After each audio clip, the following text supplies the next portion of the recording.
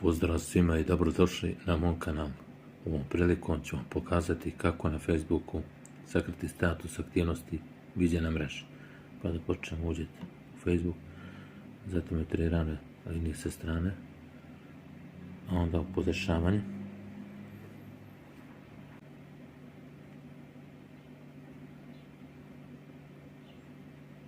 Kliknite na ovo i piše status aktivnosti.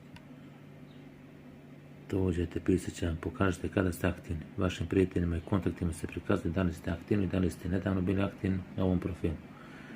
I vama se prikazuje informacija o njima. Da biste promijenili ovo podešavanje, isključite ga. Svaki put kada koristite Messenger ili Facebook.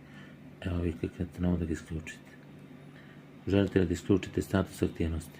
Nećete moći da vidite kada su vaši prijatelji i kontakti aktivni, kada su nedavno bili aktivni ili da li su aktivni u českanju sa vama. Znači, kliknite na ovo isključiti.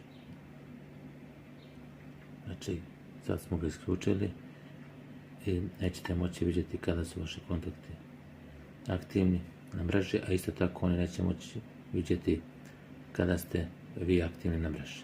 To je bilo sve u ovom klipu. Zapratite me na ovom kanalu radi još videa koji će biti uskoro objavljeni. Pozdrav, do gledanja.